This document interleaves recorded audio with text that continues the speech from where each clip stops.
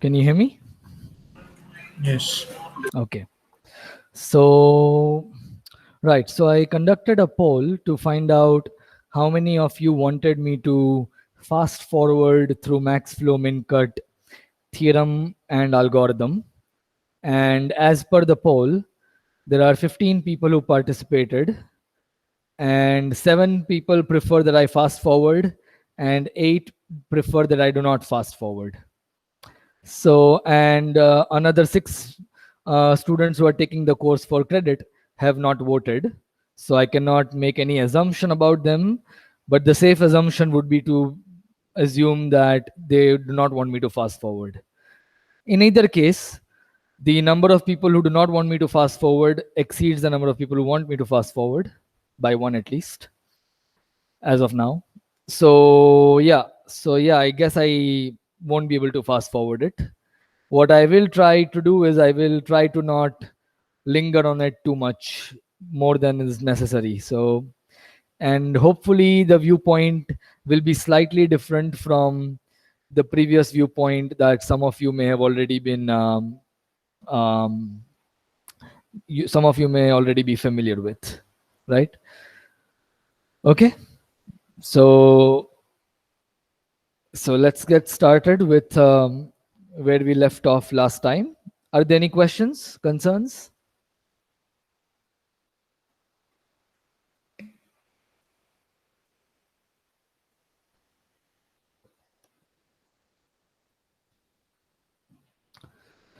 Okay, so if not, then let's just do a quick recap. We looked at this particular directed graph. It's a network. So you have a directed graph and you have capacities on the arc, and that's in the blue color. And what you see in the red color is a flow in this network, right? Or an ST flow to be more precise. And the conditions for a ST flow are that it must satisfy conservation constraints at every intermediate vertex. So vertex which is not S and T, the inflow should be equal to the outflow. And the second point is the capacity constraints. For each arc, the flow has to be upper bounded by the capacity of the arc.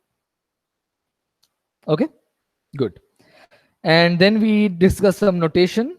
So hopefully you recall the notation. The important notation is for a set X, f plus of X is the same as f of partial plus of X, right? So f plus of X is basically you sum up all the flows, you sum up the flow on each arc, or the f value on each arc that is going from X to X bar. And similarly, f minus is all the arcs going from X bar to X, right? So in this example, this is not a flow, this is just an arbitrary function. And if you look at this set X, then the outgoing flow is 7 plus 1, 8, and the incoming flow is 3. Okay? So those are f plus X and f minus X. Okay? Good. All right. So that is something about flows. Now I want to discuss about cuts.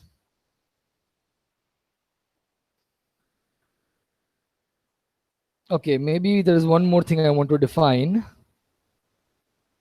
Yeah. So we are going to define the value of a flow. So if you look at this flow here, right? The value of this flow is going to be the total outgoing flow from S. Of course, in general, you could also have incoming arcs at S. So you have to subtract them from the outgoing, right? So that is going to be the value of a flow. Okay.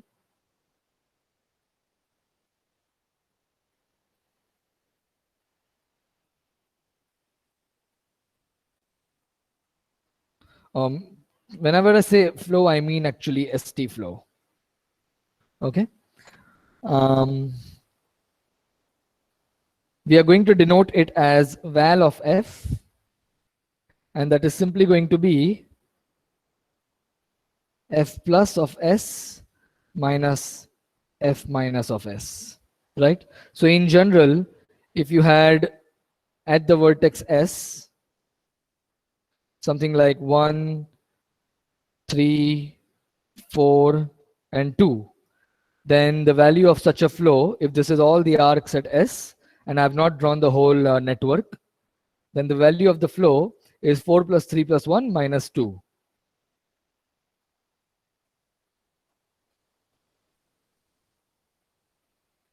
Okay? Good.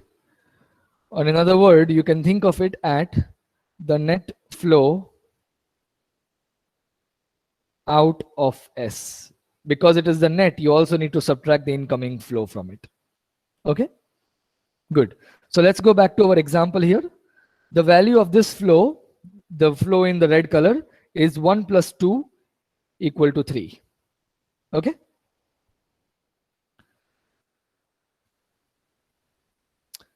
And of course, intuitively, you might already be thinking that the value out of flow, the net flow out of S, should be equal to the net flow into the target T. And that intuitive statement is actually true. We will prove it in a few seconds, or you will prove it as an exercise. Let's see. Okay? So you don't have to define it with respect to S. You could also, of course, define it with respect to T because they are going to be equal. Okay. All right. And we are going to say that a flow in a network, so this is going to be network N is a maximum flow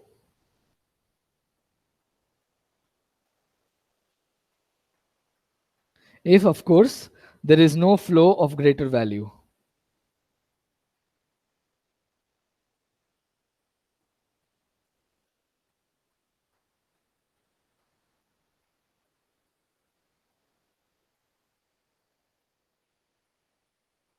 Okay? Good. All right.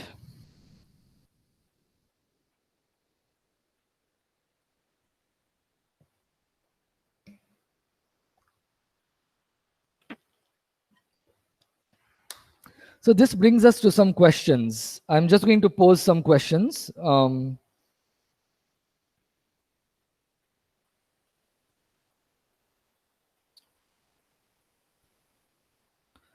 How do you convince someone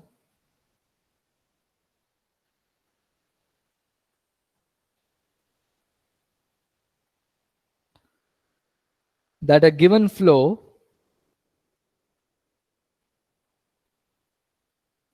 is a maximum flow?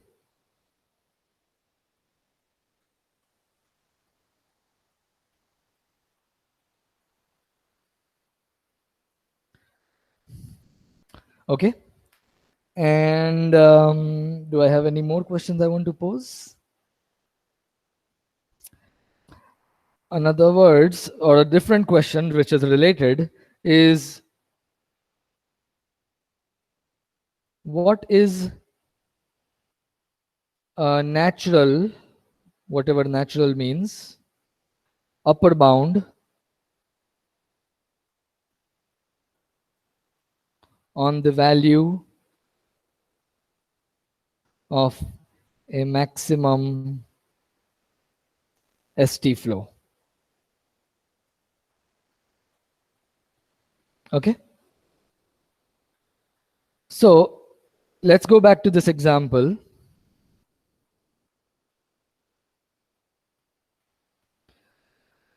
Right. So you have a flow here. And is this a maximum flow? If you think it is, then how would you convince someone that this is a maximum flow? Right? And what I want you to think about is what we discussed in previous lectures. You see, flows are somewhat like disjoint paths. Not exactly, but they are similar to the whole discussion that we had about disjoint paths. And what was a upper bound? What was an upper bound for the maximum number of disjoint ST paths? Can anyone tell me?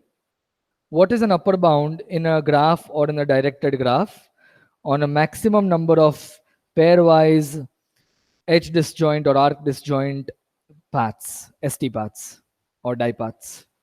The size of the minimum ST cut. Exactly. So a minimum ST cut or a die cut, whatever, depending on the situation, gave you an upper bound on the maximum number of pairwise disjoint paths that you could have between S and T, right? And it's exactly something very similar is going to happen over here. We are going to run into ST cuts, but rather than looking at the size of an ST cut, we are going to be looking at the capacity function on that cut. Okay, and that sort of makes intuitive sense once you start thinking about it.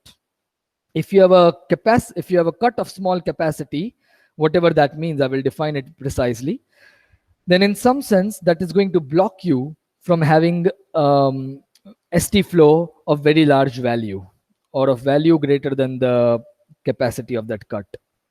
Okay, so with that motivation, let us move on to ST die cuts, right? So hopefully everybody remembers what is an ST die cut.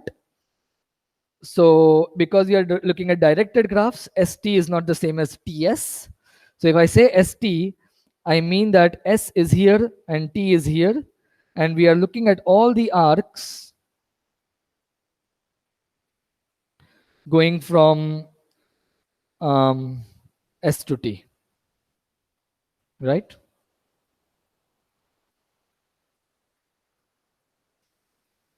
Okay, so this is what we write as partial plus of X, where S is an X and T is an X bar. Okay. And so what is the capacity of an ST die cut?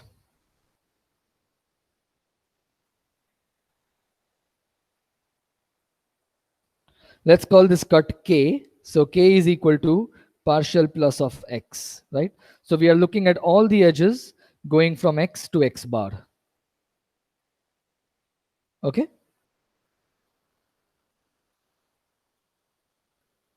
And so that is going to be simply this quantity is going to be simply, we are going to write it as capacity of the cut K, and we are going to define it as C plus of X, if I am using the notation correctly. Yeah. Okay. So is that clear what this means? We have already defined what F plus of X means, where F is a function. So C is a function, the capacity function. So this is going to be C plus of X. Let's look at an example. Supposing, let's see, supposing I look at this cut.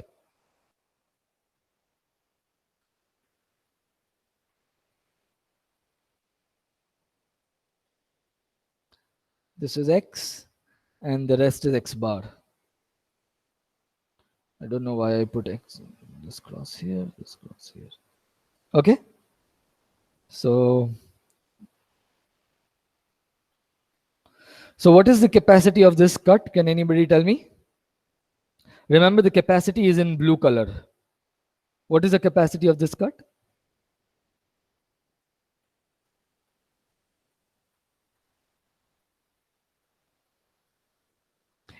Five. Are you sure? Someone says 5. I see why you would think 5. This is 4 plus 1, 5. Are you missing anything? 8. Yes, you are missing this quantity here for this arc.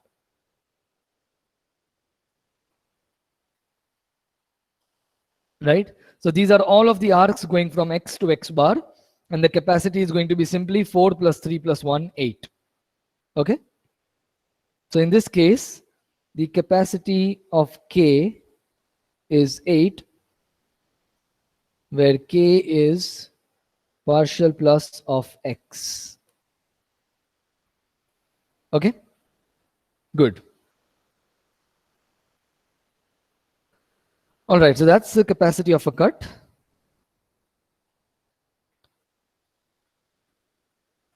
All right, and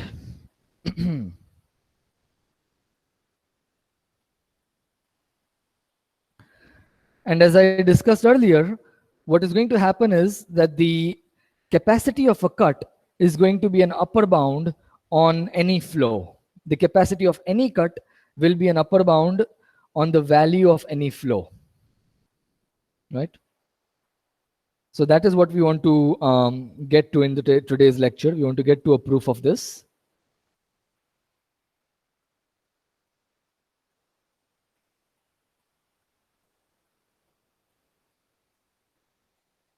For any ST flow F and any ST die cut K partial plus of X in a network N,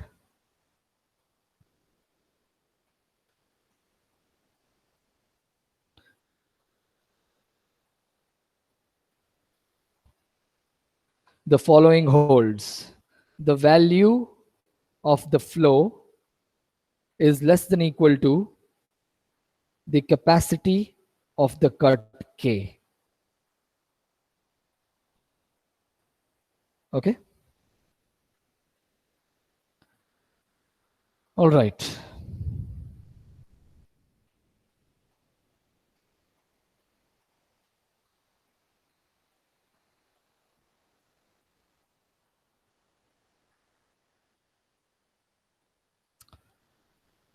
So in this example, the value of the flow is equal to 3 and the capacity of the cut that we looked at is 8, right? And what we are saying is that 3 is always less than equal to 8.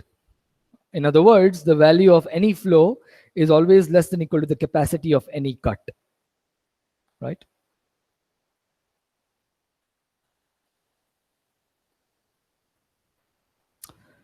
Good. So we want to get to a proof of this. Another question I want to ask you is the following. Supposing there is some network here and you have some flow. Okay, I won't write down everything. I'm just going to give you the information that I need for this observation. Supposing S is here and T is here. So we have a cut K partial plus of X. And supposing you know that the value of the flow is exactly equal to the capacity of this cut. So this is a hypothetical situation. Suppose that the value of the flow F, so there is some flow F here, is exactly equal to the capacity of the cut K. Okay? So what can you then say about the arcs in this cut? And when I'm saying arcs, I'm going to look at not just the plus arcs, but I'm also going to look at the minus arcs. Okay, so what can you say about the arcs that have one end in X and one end in X bar?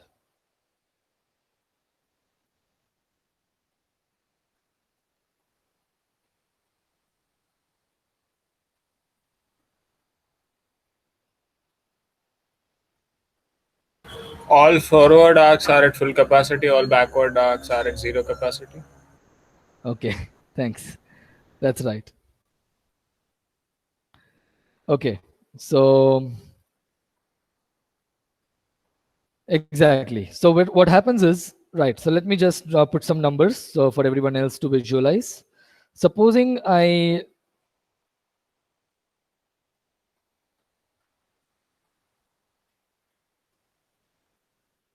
okay, I think I have changed the page. Okay, it's this page.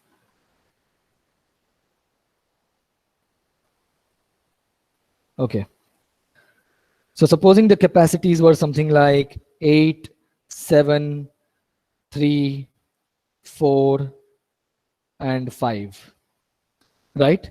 Now, and supposing that the flow values, the f vector or function is written in red numbers, right? So there is some red here, red here, red here, red here, and red here, right?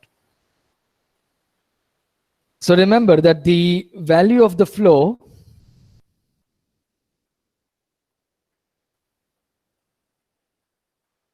oh, I see. I need an observation before I can explain the intuition behind this.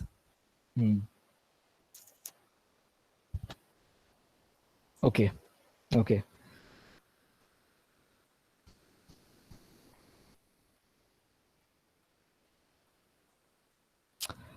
Yeah, so we are going to need one more observation, but the point here is that the flow, the value of the flow, which is basically the outgoing flow at the source S, what we will prove is that this is exactly the same as for any cut, you sum up the numbers going out and the numbers coming in. You subtract the numbers, right?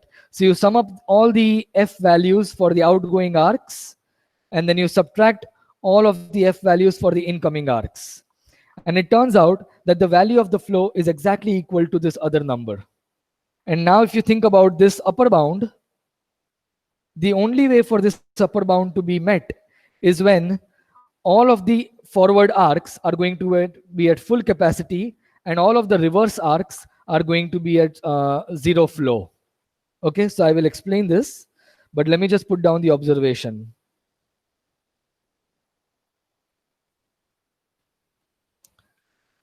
Furthermore, equality holds. So what do I mean by equality holds? I mean that equality holds in this inequality. So this is an equal to if and only if one, all of the forward arcs are going to be at full capacity. For each arc A in partial plus of x, and all of the backward arcs or reverse arcs are at zero flow. Okay, so we will prove this whole theorem. So right, the theorem statement starts here and this is where it ends.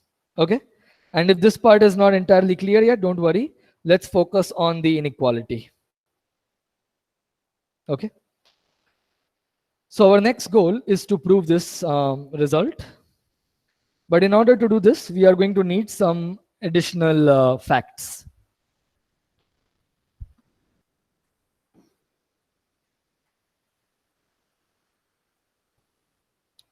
So before this, what we are going to do is we are going to think about the value of a flow with respect to any given cut, right? So with respect to any bipartition of the vertices x and x bar.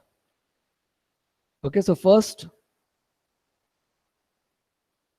we will prove the following proposition.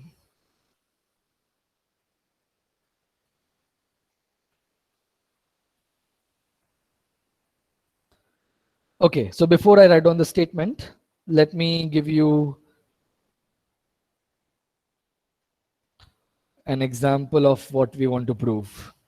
So let's go back to this, our original example. Okay, what is the value of this flow? Anyone?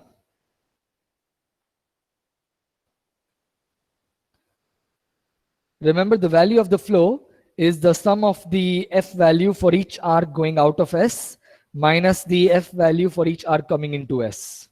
So in this case, it is 1 plus 2, 3. 3. Right? I want you to observe that there is another way to get the number 3 by looking at this cut. Okay? What we are going to do is we are going to sum up the F value of each arc going out. So 1 plus 1, 2 plus 2, 4, and we are going to subtract the arcs going inside. So we are going to subtract this. Okay, so let me maybe make this drawing again. It's going to take a few seconds, but it's worth it because that drawing is a mess by now.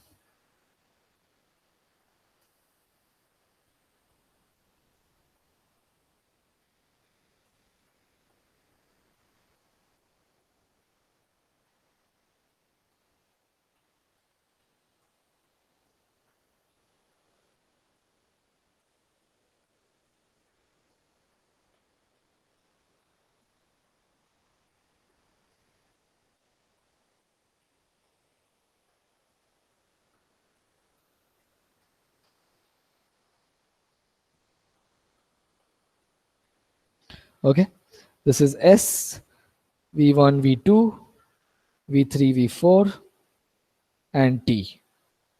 Okay. All right, and let's put down the numbers as before. But this time, let me just put down the red numbers, the flow, because I want to focus on the flow. Okay. 1, 2, 1, 1, 1, 2, 0, 1, 1, and 1. I'm deliberately not putting the blue numbers to avoid confusion. Okay. Good. And now, the observation I wanted you to make, or I wanted to illustrate, is the following. We were looking at this as our set X, if I remember correctly.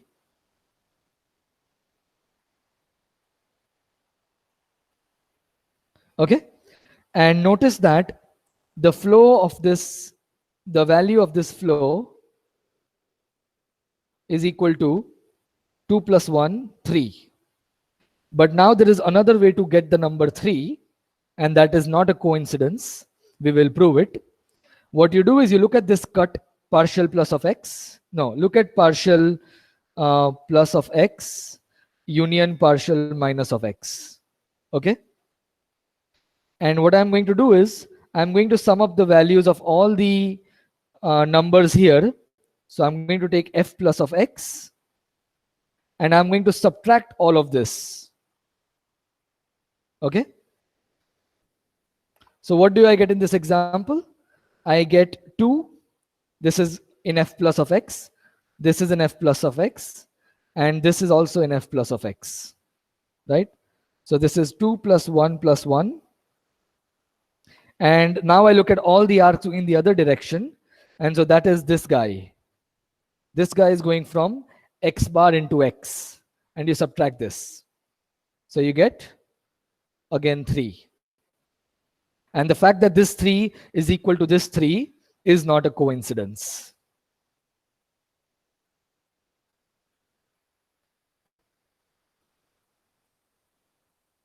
Okay? Good.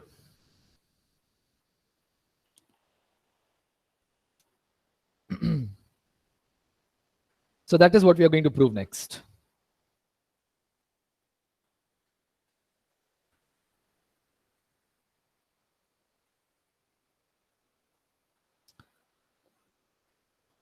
Okay.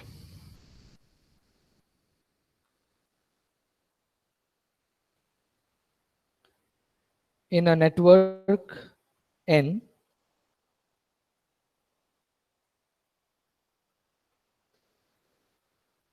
any flow F and cut partial plus of x satisfy the following.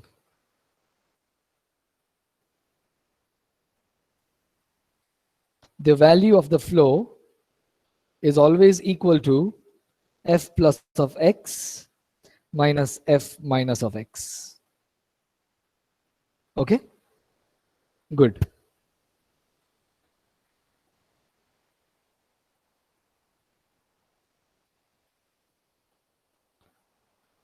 And okay, so let's try to prove this statement.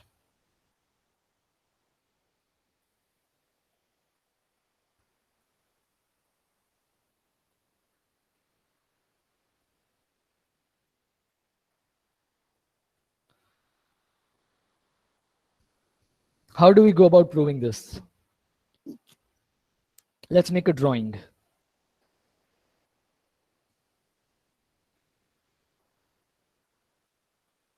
S is here and T is here. Right, so what is F plus of S? So what is the flow value of the flow? The value, just to remind you, value of the flow is simply F plus of S minus F minus of S, right? You look at all the outgoing arcs, so add up the flows and you subtract the flows on all the incoming arcs, right? And we want to compare this. Our goal is to compare this somehow with the whole cut, F plus of X minus F minus of X. Okay. So how would we do this? Are there any ideas of how we can compare the vertex S, the source, and the entire set X?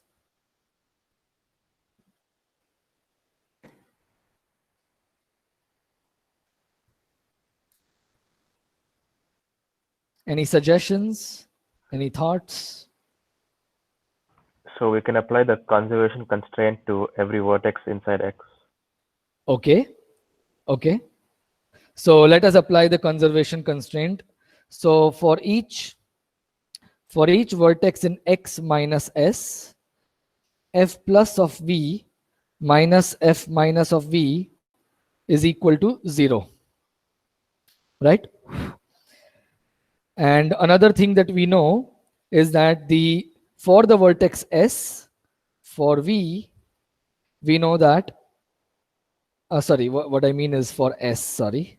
For the vertex S itself, we know that F plus of S minus F minus of S is equal to the value of the flow. This is by definition of value of the flow, right? That's just a definition. And this is the conservation constraint, which is part of the definition of a flow. Now what should we do?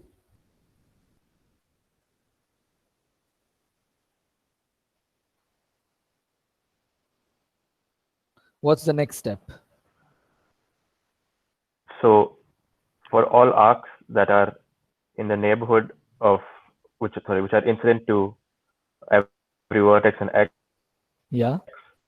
either the arc goes from one vertex in X to another vertex in X, or Right. it goes from vertex to X to a vertex in X bar, Right. or it goes from vertex to X bar to a vertex in X. Right. And so in the first case, F plus of V minus F minus of the Right. So you're on the right track. will cancel Yeah, out. you're on the right for that track. arc. Let me just elaborate a little bit for the others. So what you are implicitly doing, you have already skipped a few steps because you have, let's say, understood this very well. So the point, what you're doing is the part you're skipping, but you're doing it implicitly, is you're adding up all of these equations. Is that correct? Right. Yeah. So what you're doing is you're looking at this. So remember, how many equations do we have here? We have as many equations as the number of vertices in X minus 1, right? Because we are removing the source. And then we have one more equation for the source, which is different. The source and the target behave differently than the other vertices. So you're adding up all these equations and you are then, so what do you get here?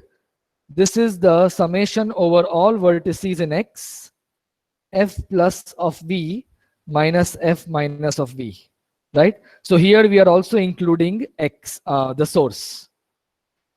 And this right-hand side is just a bunch of zeros plus the value of the flow F. Is this correct? This is a step you were doing implicitly. Yeah. Okay, good. And now what you are proposing is that you are looking at this sum. So what is happening in this sum? In this sum, for each vertex, you are taking all the outgoing flows and you are subtracting all the incoming flows, right? This is the definition of f plus v minus f minus v. And when you do this for each vertex, there is another way to look at it. The other way to look at it is to look at it from the point of view of the arcs. So rather than looking at it from the point of view of vertices, now you can think of it from the point of view of the arcs. Okay? And so what are the types of arcs? There is an arc that looks like this. There is an arc that looks like this. And there is a third type of arc that looks like this. So what do I mean? Either the arc has both ends in x, or the arc has one end in x and another end in x bar. And then there are two possibilities. Either the tail is in x or the head is in x. These are all the kinds of arcs that are being considered in this summation. There are three types of arcs. Either both ends are in x, or one end is in x and the other end is in x bar, or this end is in x bar and this end is in x. And what is going to happen is that for each arc of the first type, if there is an arc like this, type 1, then what will happen is it will be added as an outgoing flow for this vertex, and it will be subtracted as an incoming flow for this vertex. So these arcs will basically be cancelled in this summation. If you look at this summation, these arcs will be cancelled. If you look at these arcs, the type 2 arcs, right? So this is type 1, this is type 2. These will be considered only as an outgoing arc for this vertex. So you'll be adding the flow on this arc, and for a type 3 arc, it will be subtracted for this vertex, right? So this is the type 3 arc. So I want you all to think about this more. I'm not going to write down every single detail. The point is that when you sum up these equations, the next step is to sum up these equations, and then you get this. Okay? And now argue that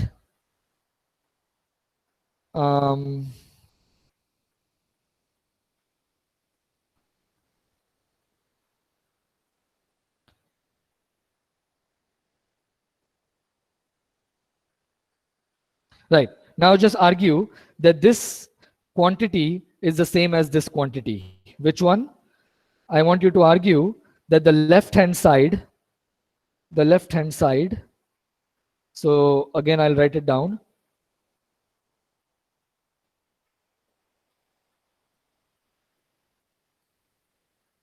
Is equal to f plus of x minus f minus of x. So rather than summing up every vertex, if you think about it from the point of view of the arcs, it just means that you look at the arcs of the cut. So the edges going from x to x bar and the edges going from x bar to x. Okay? So this is something that you have to do as an exercise. And I've essentially given you the solution, which is to consider three types of arcs and to convince yourself that this is the same. Okay? And this proves that this quantity is equal to the value of f.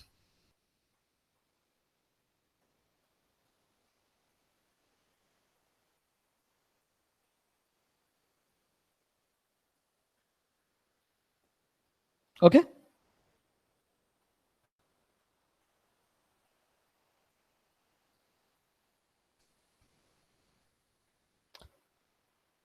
Are there any questions?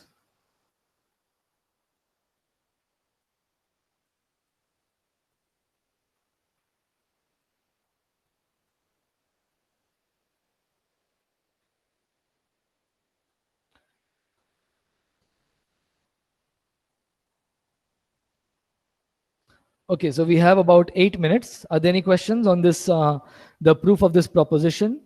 Any further clarifications you would like to have?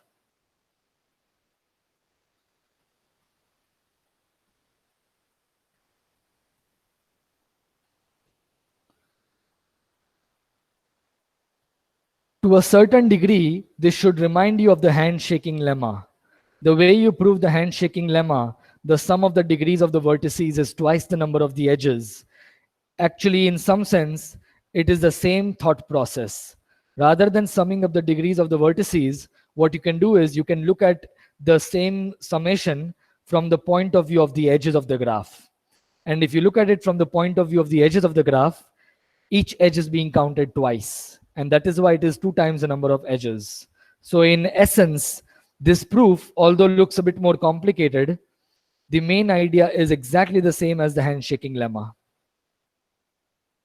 Okay?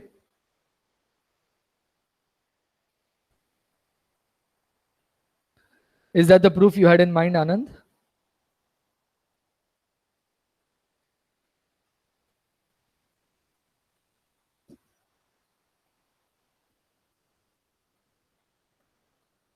Okay.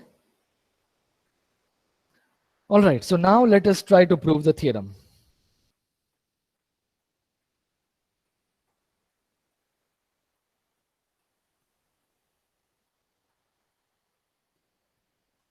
Okay. Let me remind you about the theorem again. Our goal is to prove that for any flow, the value of the flow is less than equal to the capacity of the cut. Okay. And then there is the second part. Let's not worry about the second part later, right? Let's just focus on part 1. We will worry about part 2 later. Okay. Sir, sorry, isn't the theorem Yeah. of the proof now trivial because you have k, right? So the Yeah. flow k will be f plus of x, f plus of k minus f minus of k, let's say, is less than equal to f plus of k always, because that will be the capacity, right? So Right. It's going to be quite straightforward, actually. I mean, I would still like to write it down, but you are right. It is actually just a matter of 2-3 steps, right? So our goal is to show the value of the flow, because I also want to go to the second part of the theorem. So I want to write it in more detail so that the second part is also clear, right? This is what we want to show, right?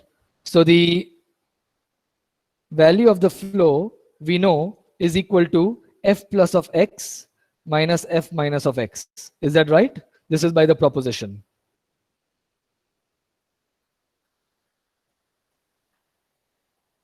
Right? correct. And what is your argument? Is less than equal to f plus of x. Okay, this is less than equal to f plus of x. And Which is basically the capacity of k. which is less than equal to c plus of x, Yes, sorry. right? And Yes. c plus of x is equal to the capacity of the cut. Is that correct? Yes, yes. Okay, good. So now the question is, okay, so this is the proof, right? I mean, this is the proof of the first part, part 1, right? We just applied the proposition. We got this value.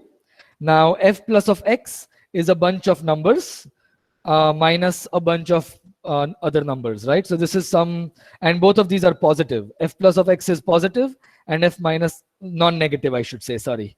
F plus of x is non-negative, f minus of x is non-negative. So clearly this is less than equal to f plus of x, and this is less than equal to c plus of x because for each arc, sorry, for each arc, A, f of A is less than equal to C of A, right? So you're always adding a bunch of numbers that are less than equal to the capacities, right? Good. So this is the explanation for this. Right? The question is, when does equality hold? When does equality hold everywhere? So we want equality to hold here, and we want equality to hold here. When does that happen? When can I put an equal to sign here? So And when can I put an equal to sign here? f minus x has to be 0 because Exactly. Exactly. So to put an equal to sign here, it means that f minus x has to be 0, right? F minus x has to be 0, and this is the same as saying that the incoming flow for each arc that is in the reverse direction for each arc in partial minus of x. Is that true? yes, yes. And what about this part? So this is for this part. And what about equality holding here? All capacities have to be full. Exactly. For all of the forward arcs, you mean the plus arcs, they have to be exactly equal to the capacity. So F plus, what we want is that F plus x is equal to C plus of x. And this is true if and only if the flow on each arc is equal to the capacity on that arc for all the arcs in partial plus of x. Right? And that is exactly what we wrote in the theorem statement. Let's go back to the theorem statement. For each forward arc, f of a is equal to c of a, and for each reverse arc, f of a is equal to 0. That is the only case when equality holds.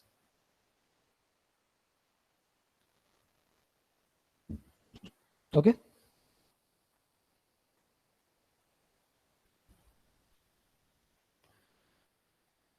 End of theorem proof. All right. Good. Are there any questions?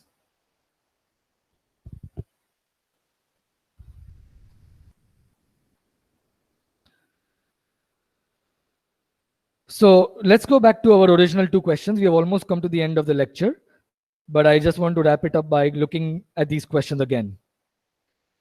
So supposing you have an ST flow and you think it is a maximum ST flow, it would be great if you had a capacity, if you had a cut of the same capacity. So supposing you have a flow of value 5. If you also had a capacity, if you also had a cut of capacity 5, then that would prove that the flow is a maximum flow and the cut is a minimum cut. Okay? Did I write down the definition of a capacity of a cut?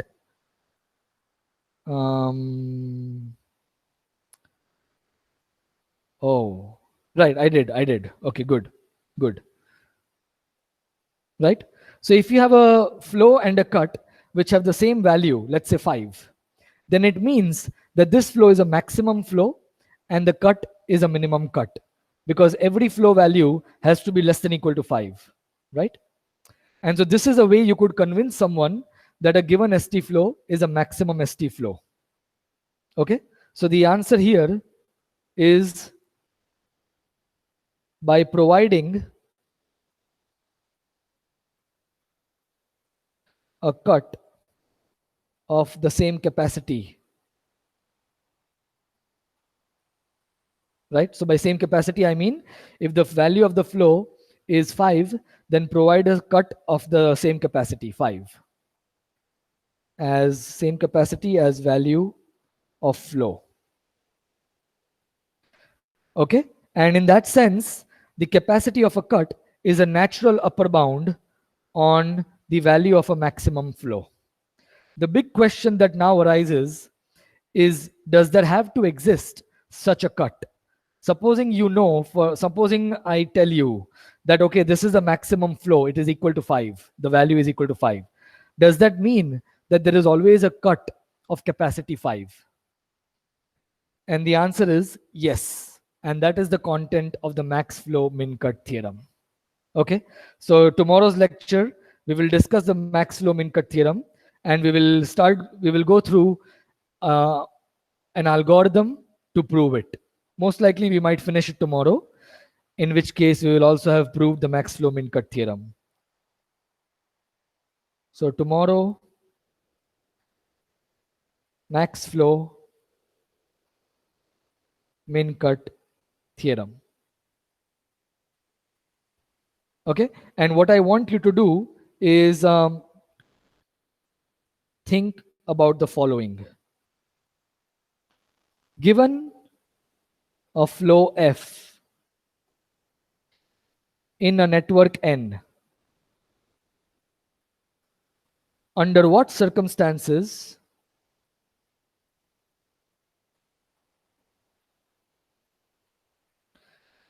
can you obtain a flow of value greater than F?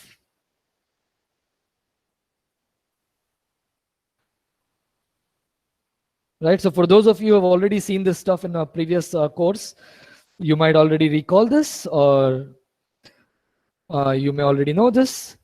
But especially for those of you who have never seen this stuff before, I urge you to think about this question. If I give you a certain flow, how can you find a flow of greater value? Under what circumstances or conditions can you obtain a flow of greater value?